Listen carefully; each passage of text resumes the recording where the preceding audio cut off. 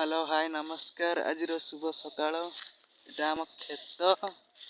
से बिल बचा होची से बिल पूरा आम बैगण क्यारी आम बिल बचा होची। ओ गोबरा आजा कौन खाइछ बिल एगुरा सब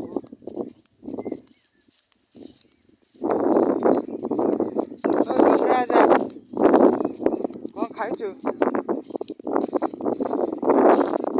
हाँ जाओ तू तो भल भल खाद्य खाऊ मालिक तो दहीबरा दौची काम सर के तौक हाँ सरलानी सरजी आज सर के लगे कल वर्षा पकईला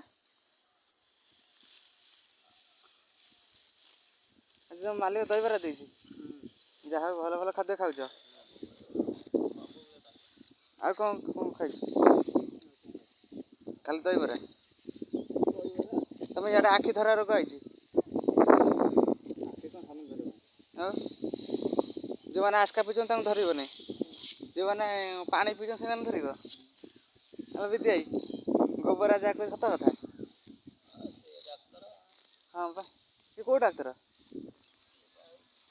हाँ ये कौ डाक्तर